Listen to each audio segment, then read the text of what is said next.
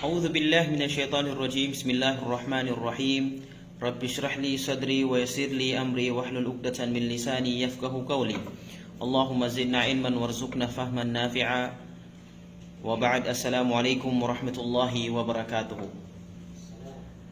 Unang-una ay pasalamatan natin si Allah subhanahu wa ta'ala dahil naisagawa natin itong pagbibigayan ng advice patungkol sa pananampalatayang Islam at kung paano natin mapalakas ang ating pananampalataya kay Allah subhanahu wa ta'ala. Ito ang pinakamagandang gawain kung saan ay gawain ng mga propeta ay itong tinatawag na da'wah sa landas ni Allah subhanahu wa ta'ala. At wag na natin po pahabain ang ating introductory dahil ang bawat segundo ay napakahalaga ng bawat isa sa atin. So ang hiningi ng ating admin sa programa na ito ay makapagbigay po ng kaunting paalala at advice o payo para sa ating mga kabataan, which is alam natin na itong mga kabataan na ito ay pinaka-importante na maalagaan natin dahil maliban pa sa sinabi ni Jose Rizal na ang kabataan ay siyang pag-asa ng bayan, ay nabanggit din ito sa banal na Quran, which is pinuri ni Allah subhanahu wa ta'ala ang mga kabataan sa suratul Kahf. Sinabi ni Allah subhanahu wa ta'ala, innahum fityatun amanu bi rabbihim wa zidnahum huda. Katotohanan na sila yung mga binata, fityatun amanu bi rabbihim, na naniwala sa kanilang Panginoon, wa zidnahum huda, at dinagdagan ni Allah subhanahu wa ta'ala ang kanilang gabay. So ito yung mga katangian ng mga kabataan na ito na sinabi ni Allah subhanahu wa ta'ala, yung nabanggit sa suratul Kahf. Sila ay naniwala sa kaisahan ni Allah subhanahu wa ta'ala. Ibig sabihin, ginawa yung ipinagutos ni Allah at iniwasan yung pinagbawal ni Allah subhanahu wa ta'ala. Pagkatapos ay dinagdagan ni Allah subhanahu wa ta'ala ang gabay ng mga kabataan na ito.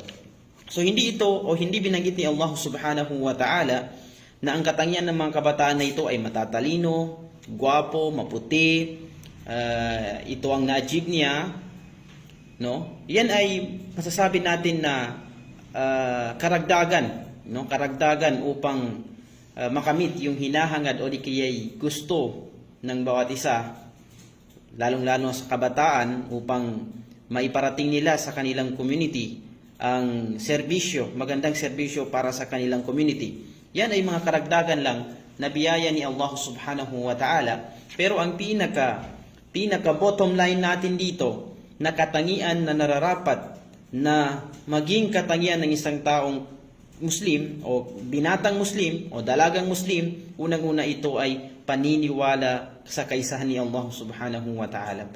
At dahil sa paniniwala na yan, doon daragdagan ni Allah subhanahu wa ta'ala ang gabay ng bawat isa sa atin. At lalong-lalo na kung ang bawat isa sa atin ay nakapagtapos ng doctorate, nakapagtapos ng ganitong kurso, nakapagtapos ng ganito-ganito.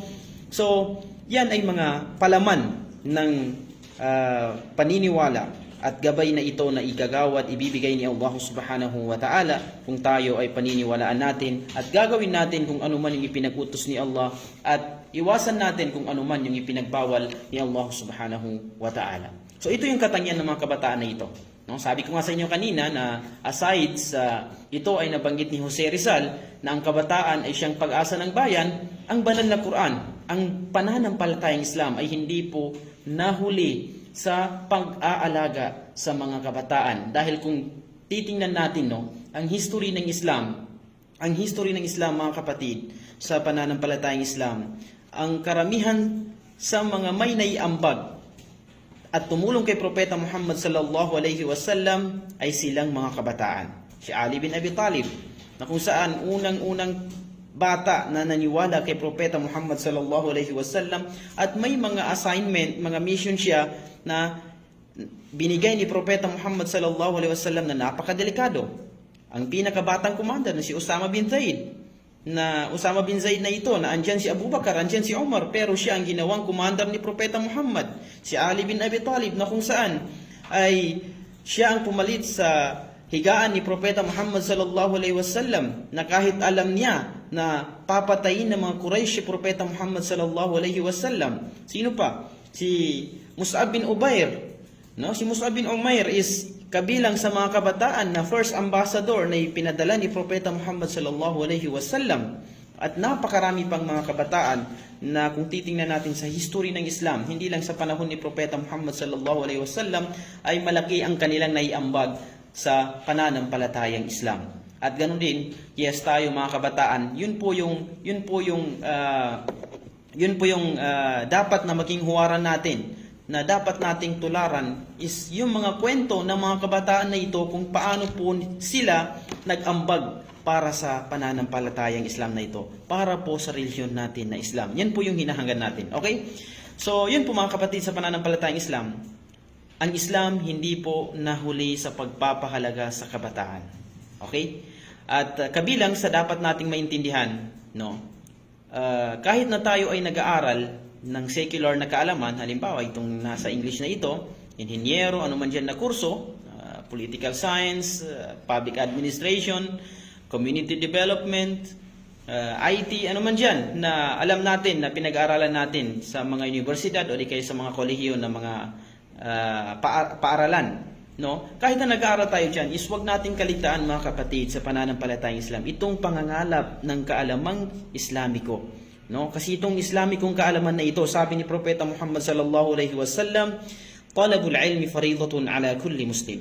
Ang pangangalap ng kaalaman ay ito ay obligado sa mga taong Muslim. Mapalalaki man o mapababae, obligado po na malaman nila kung paano sila magsala, anong babasahin nila pagsasala, paano nagkasunod-sunod itong mga rukun at saka mga wajib sa pagsasala. Lahat niyan ay wajib na malaman ng isang taong Muslim, mapalalaki man. Bawat individual nararapat na malaman po nila kung paano nila sambahin ang nag-iisang tagapaglikha na si Allah subhanahu wa ta'ala. Hindi kagaya ng mga kurso na pinag-aaralan natin, halimbawa medisina, no? Hindi po fardu ain sa lahat ng mga Muslim ng pag-aralan itong medisina na ito. Kung may mag-aral na 3, 4, 5, sino man dyan, o kahit hindi umabot ng kalahati, no, doon sa community ng Muslim o di kaya lugar ng mga Muslim itong medisina, no, ay hindi po sila magkakasala. O di kaya inhinyero. So lahat ng kurso na yan, no, at least kung may makapag-aral ng mga Muslim sa mga kurso na ito, ay okay lang, no? No? Hindi po magkakasala yung natira sa kanila. Pero kung ang pag-uusapan po natin ay ang pananampalatayang Islam, paano ka magbibigay ng zaka, paano ka mag-aayuno, ano yung mga patakaran sa pag-aayuno, ano yung patakaran sa pagsasala, ano itong arkanul Islam, ano itong arkanul Islam. Yan ay mga basic na dapat nating malaman mga kapatid sa pananampalatayang Islam, na ito ay bawat individual sa atin ay wajib po sa atin na pag-aralan ito mga kapatid sa pananampalatayang Islam. So yan po ang pananampalatayang Islam, no? So wag po natin kaligtaan na although nag-aaral po tayo ng English, no, wag po natin pabayaan itong pangangalap o pag-aaral natin ng pananampalatayang Islam. Okay? Kabilang dyan na dapat nating malaman mga kapatid sa pananampalatayang Islam, ang pag-aaral dito sa mundong ibabaw na ito ay dapat na i-correct natin yung intention natin. Ginagawa natin yan para kay Allah subhanahu wa ta'ala. Ginagawa natin yan upang makatulong sa mga taong nangangailangan. Ginagawa natin o nag-aaral tayo ng anumang kurso dyan upang matulungan natin at maisagawa kung anuman yung utos ng pananampalatayang Islam. Hindi po natin hinahangad yan na yumaman ka, makabili ka ng sasakyan, magagarang sasakyan, maraming sasakyan, makapagpatayo ka ng mansyon, ano pa dyan na ginugusto mo. Yan ay mga secondary lang na gusto ng mga sarili. Yes, lahat tayo gustong magkasasakyan. Lahat tayo ay nangahangad ng makapagtayo ng magandang bahay. Okay, lahat ng bagay na yan, hinahangad natin, no? Pero dapat nating malaman na ang pinaka-main purpose kung bakit tayo nag-aaral at dapat i-correct natin ang intention natin ay upang matulungan ang mga nangangailangan, upang kaluguran tayo ni Allah subhanahu wa ta'ala. Huwag mong isipin kapatid sa pananampalatayang Islam kung ano ang problema ng mundong ibabaw na ito, no? Huwag mo yung problemahin, at least ginagawa mo yung mga bagay at mga dahilan upang ang mga kapatid mo sa pananampalatayang Islam ay magabayan sila. Patungkol naman sa kung ano yung mangyari sa mundong ibabaw na ito, sa kamay yan ni Allah subhanahu wa ta'ala. Pangalawa, huwag mong alalahanin at huwag mong isipin, kapatid, sa pananampalatayang Islam, ang biyaya o risk kung paano mo ito makukuha. Gawin mo lang ang mga rason, no? Maghanap buhay ka patungkol sa kung paano ka mabuhay, yan ay sa kamay ni Allah subhanahu wa ta'ala. Huwag mong isipin na hindi ka mabubuhay kasi ganito. No. You have to take the action, then the mercy came from Allah subhanahu wa ta'ala. So si Allah subhanahu wa ta'ala, may kasabihan na nasa tao ang gawa, nasa kay Allah ang awa. So ganun po tayo mga kapatid sa pananampalataya. Huwag po natin isipin na baka hindi ako mabuhay, baka ganito. No. You have to put your trust, no? Put the trust to Allah subhanahu wa ta'ala. Dapat magtiwala po tayo kay Allah subhanahu wa ta'ala at gawin po ang mga rason, mga asbab kung paano po tayo mabuhay sa mundong ibabaw na ito. At ang alalahanin mo, kapatid, sa pananampalatayang Islam, ito ang dapat mong alalahanin, kung paano ka maluluguran, magugustuhan ni Allah subhanahu wa ta'ala sa iyong mga gawain. Yan lang ang dapat mong alalahanin. Mag-aaral ka para kay Allah subhanahu wa ta'ala. Maghahanap buhay ka para mabuhay mong pamilya mo, at yun ay koneksyon sa pagsamba kay Allah subhanahu wa ta'ala. Maghanap buhay ka upang sa ganun makapagbigay ka ng tulong sa mga nangangailangan kung kaya mo. So lahat ng mga intensyon na yan, kung ito ay naka-align sa kung ano yung gusto ni Allah subhanahu wa ta'ala, sigurado kapatid sa pananampalatayang Islam, yan po ang ginahangad at gusto ni Allah subhanahu wa ta'ala sa atin. Kung paano tayo magugustuhan ni Allah subhanahu wa ta'ala. Okay? So kabilang din sa dapat nating malaman, mga kapatid, no? Dahil nandito tayo sa Mindanao, dahil nandito tayo sa Pilipinas, huwag po natin kaligtaan kung ano po ang history natin ng mga Muslim dito sa Pilipinas o tayo mga Bangsamoro. Yan ay pinaka-importante, pinakamahalaga na dapat balik-balikan po natin ang history ng Muslim at mga Bangsamoro sa Mindanao o sa Pilipinas na ito kung ano ang nangyari sa kanila. Kasi kung hindi natin ito babalik-balikan, hindi po natin alam kung ano ang pinaglalaban natin. No? Hindi po natin alam kung bakit tayo tinawag na Muslim? Kung bakit may mga Muslim dito? Kung bakit may mga Bangsamoro dito? So dapat na malaman po natin yan, ang history ng Bangsamoro at mga Muslim dito sa Pilipinas at sa Mindanao. At huwag po natin kaligtaan ang ating mga magulang. Alam po natin kung anong history ng Bangsamoro. Kung wala pong nakipaglaban upang ipagtanggol ang ating karapatan at ipaglaban ang ating karapatan, sigurado, hindi po tayo makapagtatapos ng ating pag-aaral sa ngayon. No? Kasi alam natin kung anong nangyari sa martial law. Maraming pinagpapatay, gusto nilang pulbusin. Sa panahon ni Marcos, gustong pulbusin ang mga Muslim sa Mindanao, sa Pilipinas na ito. No? So yan ay mga napagdaanan ng ating mga kaninununuan na kung saan hindi po nararapat sa atin. Kaligtaan natin yan. Kasi kung wala yung history na yan, hindi po natin mahahanap kung sino po tayo, kung saan po tayo paparating, mga kapatid, sa pananampalatayang Islam. At pasalamatan po natin ang ating mga magulang na nakipaglaban para sa ating mga karapatan, at huwag po natin silang pag-iba-ibahin. Meron po silang naiambag para sa atin sa panahon na ito, pero hindi rin po nararapat na kung ano man yung mga pagkakamali nila, ay yun yung tingnan natin. Ang titingnan po natin sa kanila ay kung ano man yung mga mabuting naiambag nila. At yun yung gayahin natin ay kung ano man yung mabuting naiambag nila para sa atin na mga Muslim at mga Bangsamoro dito sa Pilipinas at sa Mindanao. Yan yung dapat na maging prinsipyo ng isang taong Bangsamoro, isang taong Muslim, kabataang Muslim, para sa kanilang mga leader, ay yung mga magagandang mga nagawa nila, ay yun ang tingnan at kaligtaan yung mga pagkakamali nila, at ipagpatuloy kung ano man yung hangarin nila na right to self-determination, yung ibalik yung karapatan na tayo ang mag-alaga o di kaya magpatakbo ng ating gobyerno. Okay? So wag po natin yung kaligtaan, mga kapatid, sa pananampalatayang Islam.